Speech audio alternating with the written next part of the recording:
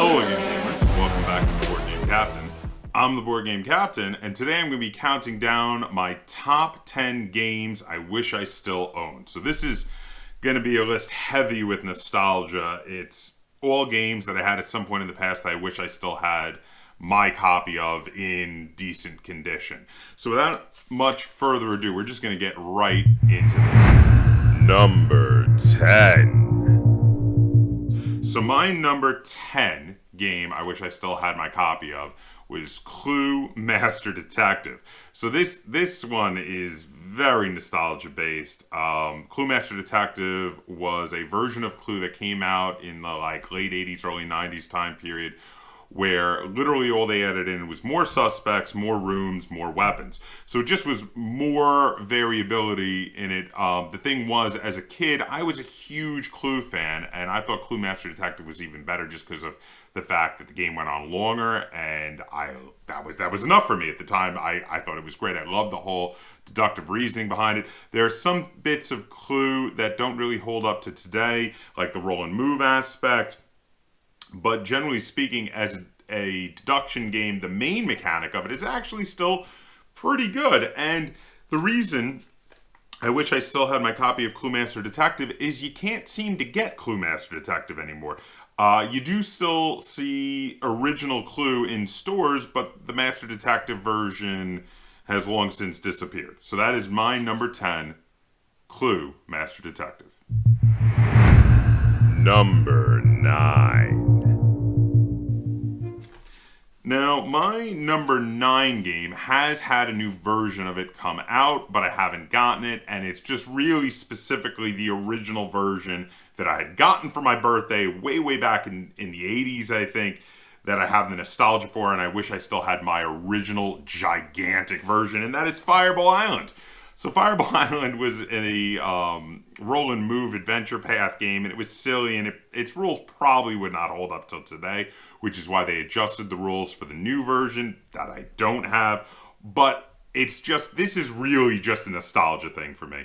I spent so many hours playing Fireball Island as a kid with my family, and I have a lot of really great memories. My version, unfortunately, is long gone. I believe it was sold in a garage sale when I moved, so it was just too big and I couldn't bring it with me. And it makes me very sad. I wish I still had a copy of Fireball Island with its giant box. It was absolutely huge. And that is my number 9, Fireball Island. Number 8.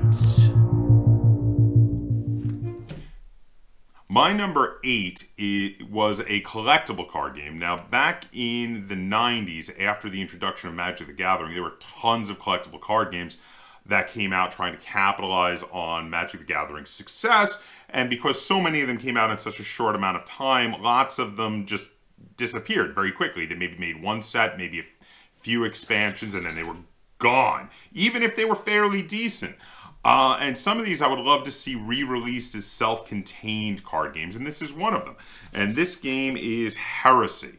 So now, Heresy was the first game I remember seeing where they did tarot-sized cards, and it had a really cool art style to it, and it was this bizarre theme of, they had this supernatural element with angels and demons mixed with cyberpunk. I think it was supposed to be the apocalypse was happening, and you had supernatural and sci-fi themes mixed together, and it was really kind of cool. A lot of it had very similar mechanics to Magic the Gathering, obviously inspired or ripped off, depending on your perspective, from Magic the Gathering, but they had these interesting things where there was sort of a virtual reality internet as well as a regular area, and you could switch characters back and forth between the two areas. I remember that, and I remember really digging that whole thing.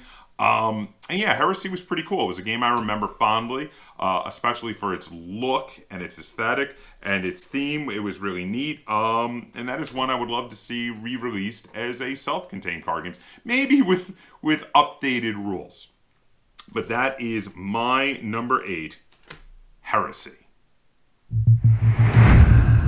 Number 7.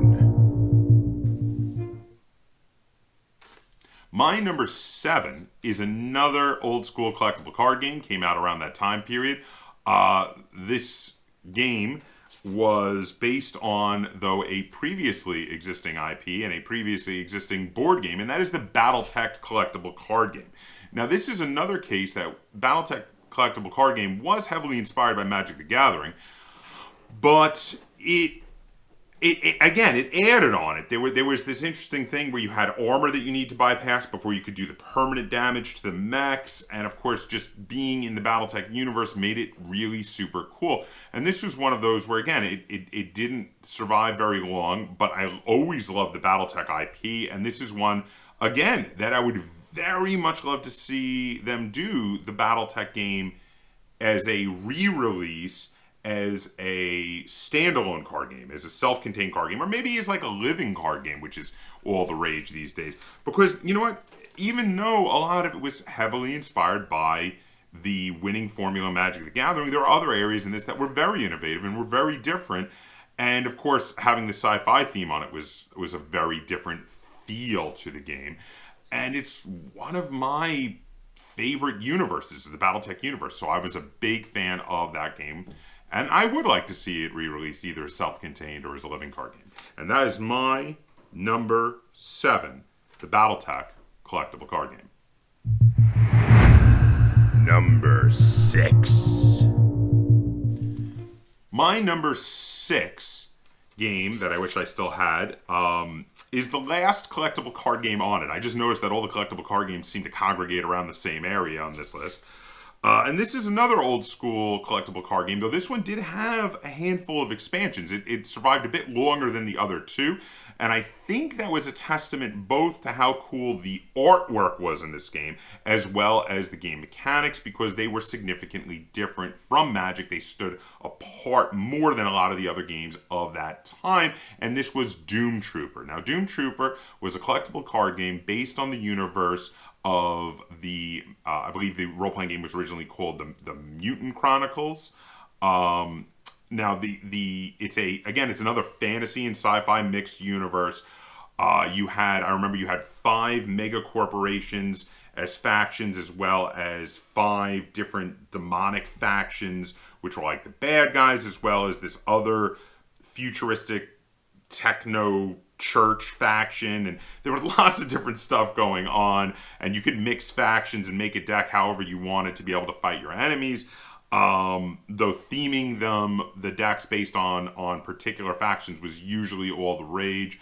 I remember I had my favorite factions, and I had decks based on a lot of the different factions, which were all really cool. The artwork from Paolo Parente's studio, which usually was Mark's Studio Parente, was some of the best in this particular game. The artwork was absolutely gorgeous. They had some amazing artwork on the cards. And this was when I played with friends and my brother, and was probably next to Magic the Gathering, was probably my favorite collectible card game back then during the initial early 90s days of collectible card games. And that's why it made it to my number 6 spot on my list for games I wish I still had a copy of, and that is Doom Trooper.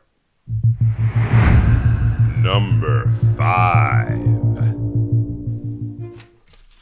My number 5 game on my list of games I wish I still had a copy of is probably the first dungeon crawler I ever owned. That was a very fun hybrid between role-playing games and board games that had started out in the maybe late 70s, early 80s time period, inspired by Dungeons and Dragons and other early role-playing games, as sort of like a baby. The whole concept was it was like a baby step into towards role-playing, and this was Hero Quest. Now, lots of people have fond memories of Hero Quest, even though it had some really dated mechanics in it, like roll and move, but it was really cool. It was a very, again, a very simplistic sort of role-playing game, in that it was one of the early dungeon crawler board games from that time period. You picked a character. The character was already made for you, so you could be like, the barbarian or the wizard or whichever character you wanted to be, and you were playing out this dungeon crawler board game set in actually the Warhammer fantasy universe. because this was part of a joint venture that was being done by Milton Bradley and Games Workshop. Where Milton Bradley was making games in the Warhammer universe, and this is one of the most famous and infamous, and makes it on many people's nostalgia lists. And unfortunately, my copy was destroyed through overuse, and I wish I still had my copy in good condition. It's long gone, but that is why my number 5 game on my list is Hero Quest. Number 4. So my number 4 game on my list of games I wish I still had my copy of is another dungeon crawler, but it's a little bit of a different one. It is the game Dragon Strike. Now, Dragon Strike was done by TSR and was obviously meant to be specifically in the Dungeons and Dragons universe. And as a gimmick at the time, Dragon Strike came with a VHS tape that had a short film that was meant to represent actually what the game was about. Which I remember I got a kick out of. I watched it once, and it gave you a gist of what to expect from the game. Then they had a regular rule book, and you played the game. But specifically with Dragon Strike, this is a game I actually played a lot more than Hero Quest when I was a kid. Back in like the early 90s, my brother and I used to play this game a lot, and we played it with some friends, but also we would just play it with just the two of us, where one of us would be game master and the other would be one or more characters, and we'd go through the adventure. And we did like all of the adventures in this game. I got a lot of enjoyment out of it, and that's why Dragon Strike is number 4 on my list, but unfortunately my copy is long gone. Number 3. So, my number 3 game on my list of games I wish I still owned is probably the newest game on my list. And this was Stratego Legends. So this was a little bit past the time period of the initial collectible card game boom in the early 90s. Later, people were trying to come up with ideas for collecting other sorts of things. There was collectible dice games, in the case of, I think it was called Dragon Dice, and there were some other things like that. And someone came up with the idea, I believe Hasbro, I think, owned the rights to Stratego at the time, and someone over there at Hasbro came with the idea of coming up with a collectible game piece version of Stratego called Stratego Legends, where the starter box would come with 2 armies, and then you could buy these little mini expansions that would come with a bunch of stickers and pieces of both colors, because you could make any of the creatures or warriors or monsters either color. It was your choice, and you could collect them and build your own armies. And the thing was, I didn't get into it when it was new, but after they had been out for a while, there were a bunch kind of for sale, and Lynn and I, this was back when we were just dating, we decided to try this game, and we really liked it. We wound up buying a bunch up on the cheap and playing it for quite some time and making our own armies, and we got a real kick out of this. And this is another one that I think kind of got sold during a move, unfortunately, because this is one that, you can't get your hands on this anymore, and I kind of wish they would redo it, because the concept was really cool.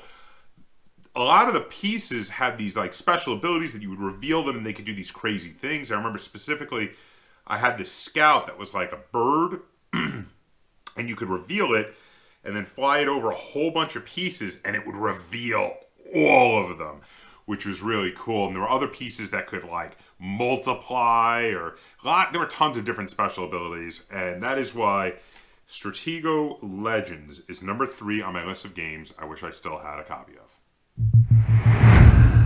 Number 2.